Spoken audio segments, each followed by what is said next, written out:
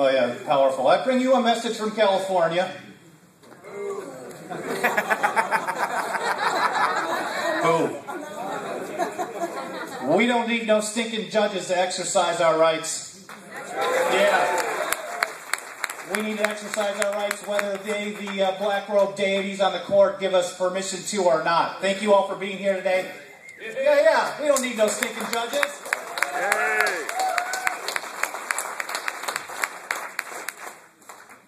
So back in 1850, the federal government passed this pretty evil law, kind of like what they normally do, called the Fugitive Slave Act. Anybody here know what that is?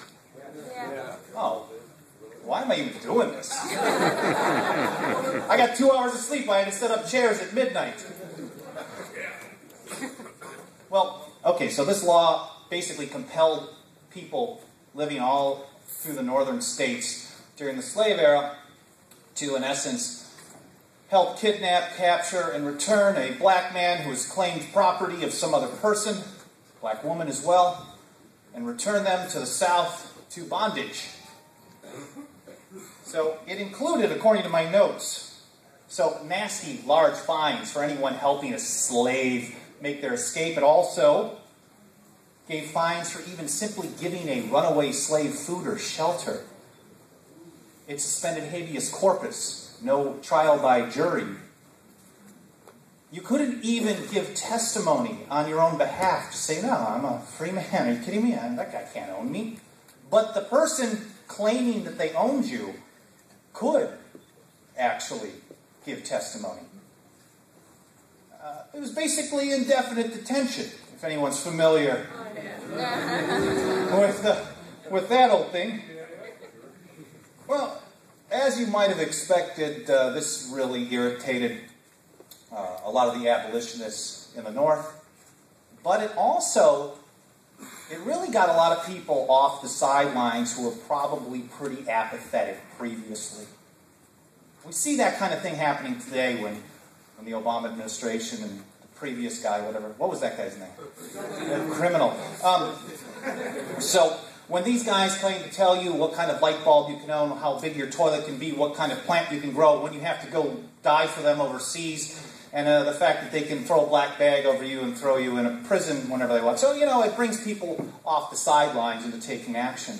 And so what happened back in the 1850s, and actually starting a little earlier, because there were previous Fugitive Slave Acts, but the 1851 was particularly nasty.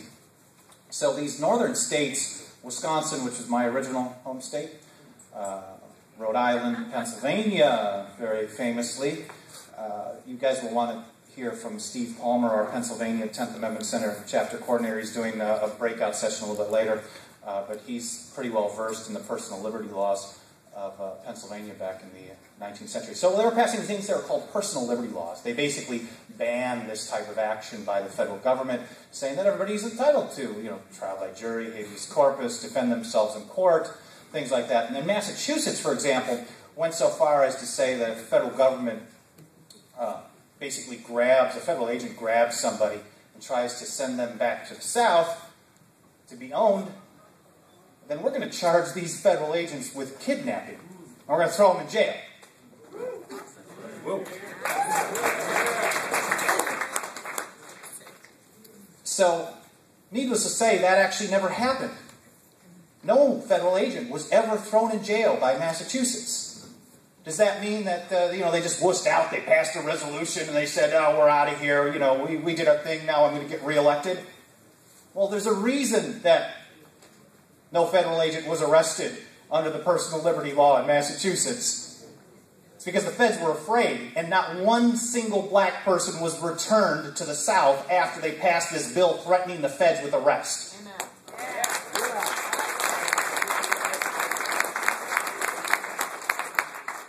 In 1851, there were 26 people arrested in, I think it was Syracuse, New York, for busting a man out of jail who was captured by a federal agent, saying that somebody else owns you.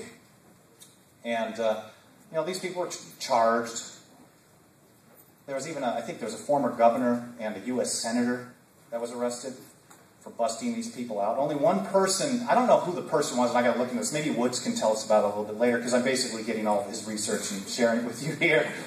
that most of us tend to do. So 26 people were charged. One person was actually convicted. And this is a great act of what's called jury nullification, because they could not seat a jury that would actually convict people for helping a runaway slave escape. This is another great example of what we call nullification. So the states that were doing this type of thing, whether it was jury nullification or personal liberty laws, they were so successful at this kind of stuff. So not only Massachusetts basically blocked the return of runaway slaves to the South because they threatened federal agents with arrest, which is something maybe Sheriff Mack might talk about here in a few minutes. The idea is pretty awesome. Whoever that was out there.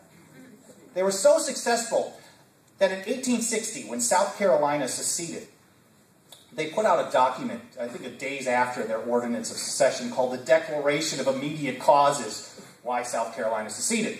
And I've got a little quote from it, which is pretty juicy. A lot of people think they know why South Carolina seceded. But here's what they said in their own words. The states of Maine, New Hampshire, Vermont, Massachusetts, Connecticut, Rhode Island, New York, Pennsylvania, Illinois, Indiana, Michigan, Wisconsin, and Iowa have enacted laws which either nullify the Federal Fugitive Slave Act or render useless any attempt to execute them. So while they want us to think that nullifiers were evil and pro-slavery, it was actually the pro-slavery people that hated the nullification. It was the heroic nullifiers of then, and we'll learn about the heroic nullifiers of today, who are the ones who are standing for freedom. It's totally the opposite way that we've been told. And all we have to do is just read in their own words that they were actually complaining about the nullifiers in the South when they seceded. So what is nullification? It starts out with this axiomatic principle that a law passed outside the scope of the Constitution is no law at all. It's an act of usurpation of power. It's a law. Thomas Jefferson, you guys might know this. He's a pretty smart dude. James Madison, pardon my California. They both warned us that if the federal government ever became the sole and exclusive arbiter of the extent of their own powers, that power would always grow, regardless of elections or protests, voting the bums out, suing in court. It would always grow. We shouldn't be surprised that the federal government's powers are always going to get bigger if they're determining what their own power is, which is what we face today. So one way that I like to describe nullification is what one of our research analysts at the 10th Amendment Center, Derek Sheriff, he basically says the best way to do it is to explain what it is not. And we're going to get in a lot more detail with a lot of the other speakers here in this room and in the other breakout sessions. And this is how Derek says it. Nullification is not secession or insurrection, but neither is it unconditional or unlimited submission. Nullification is not something that requires any decision, statement, or action from any branch of the federal government. Nullification is not the result of obtaining a favorable court ruling. Nullification is not the petitioning of the federal government to start or stop doing anything. Nullification doesn't depend on any federal law being repealed, and it does not require permission from any person or institution outside of one's own state. How do we define it? In short, it's any act or set of acts which has as its result a particular federal law being rendered null, void, or plain old, unenforceable in your state, maybe your county, your town, and even as an individual. So, yeah, juicy stuff. The example that I give being from California, the best example that we see today of California can be summed up in one word. It's called weed. Do. In California, they spoke this thing called a plant. I know it's a crazy concept. But basically, in 1996, people of California passed something called Proposition 215, which authorized the use of a particular plant to be used for medicinal purposes. And as a doctor determined, at the time when that was being considered, 3 separate presidents came to our state and said, oh, well, you know, the Supremacy Clause says that all federal laws are supreme, and you can't defy us, California. We have our laws. Well, people of California said, thank you for your opinion. We're going to do our own thing anyways. And this went on back and forth, and federal agents would come in and bust people from time to time, but more and more people defied the federal government. Sooner or later, other states got the crazy idea, wow, they smoke weed in California. Maybe up in Montana we can do it too. Or Rhode Island, or some of these. I'm sure that happens in Pennsylvania. No, it doesn't happen in Pennsylvania. I'm sure. By 2005, yeah, it's only just cheesesteaks here. By 2005, I think there were 10 states that had passed these laws defying Washington, D.C. on weed. And it ended up being someone decided to take it to the Supreme Court because the feds were bothering. Cancer patient, her name was Angel Rach, big golf ball or softball-sized tumor up in her head, and DEA agents would come to her home and bust up her plants. So she sued, said this is, the argument was basically under the 10th Amendment, people of states can make their choices, whether it's good or bad, whether you agree with them or not. This is an local agricultural decision. And of course it lost. Clarence Thomas, who I don't always agree with, he made a very interesting point, and I'm paraphrasing. He basically said, if the federal government can, quote, regulate a half dozen plants grown in one's backyard and consumed in one's home, then its commerce powers are unlimited. And if we hear from Lord Pelosi these days, I don't know why she never calls me back. I'm like, Nancy, we got to go get sushi next weekend.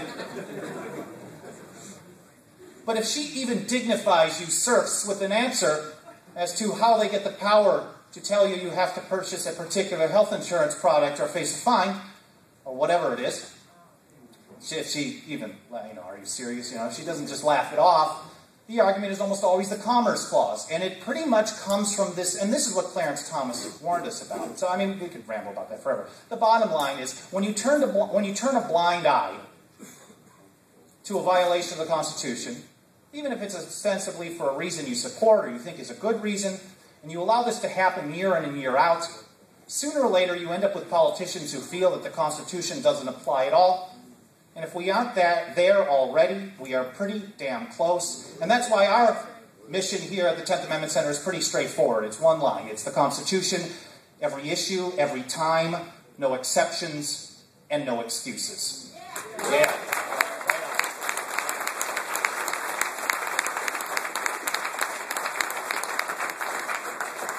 So I'm not going to ramble on. This is whatever. I just want to get this thing rolling here. We want to hear from Sheriff Mack, who's got to get moving. So we're going to...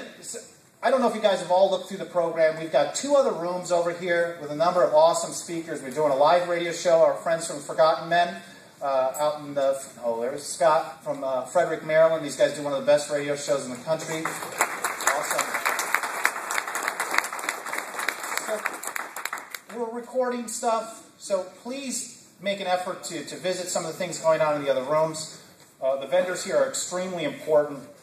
This stuff is not cheap to do. I was telling one of the Bowmans over here that, they were asking me, what's the Wi-Fi access?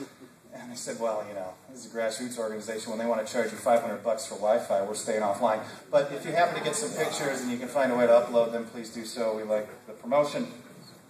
But I do want to give a couple of quick thanks, and then we're going to have Sheriff Mack give a much more in-depth discussion than what I'm rambling through here. So some of these sponsors that I wanted to point out, just a couple of big ones now, and I'll mention a few later. Sons of Liberty Riders, Jason Farber. Are you in here, Jason? Where are you, man? Way in the back. These guys from New Jersey, you're in North Jersey, right? Stepped up and helped us financially get this thing rolling. Awesome stuff. We got a couple of anonymous donors that I want to thank as well, who put up a significant amount of cash to make sure that we can do this. There's Doug Jaden over here in the back from Sound Money Center. He's going to talk a little bit later about nullifying the Federal Reserve, which might be a cool thing. And then I also wanted to thank, as you look through we had a few advertisements. We believe in capitalism. We're kind of free market type of freaks. Oh, stupid capitalism. There ought to be a law against that. But there's a number. We have a membership program here at the 10th Amendment Center. People kick in a few bucks. They get a really fancy card. Maybe someone will show you. It says 110% pure tenther because we believe in going past 100%. And there's a number of them actually here. I was really excited to see. There's Mike Rogers right here in the front. He's one of our lifetime members.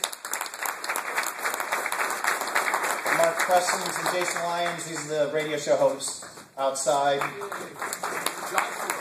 Oh, yeah, Joshua Lyons. So what am I saying? I just had dinner with a guy. Deb Hughes, John DiLiberto, Tim O'Brien, and George. I'm not sure how to pronounce your last name, George, if you're here already. George Munch as well. George, awesome. Thank you.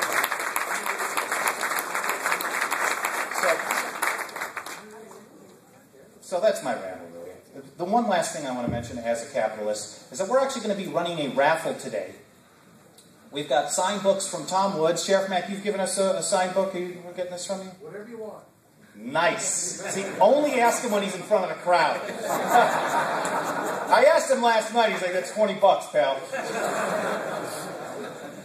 We got a signed book from Tom Woods, signed book from Mac, signed book from Gigi Bowman over here.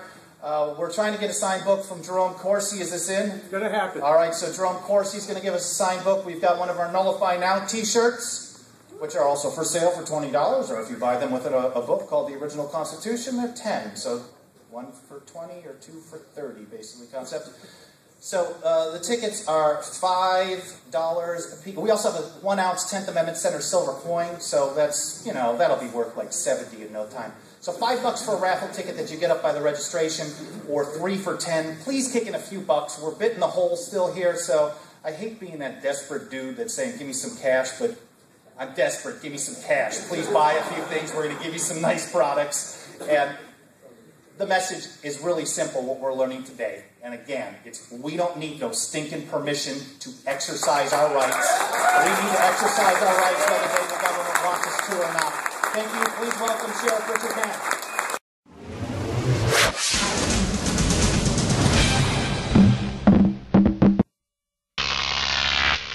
Croc TV.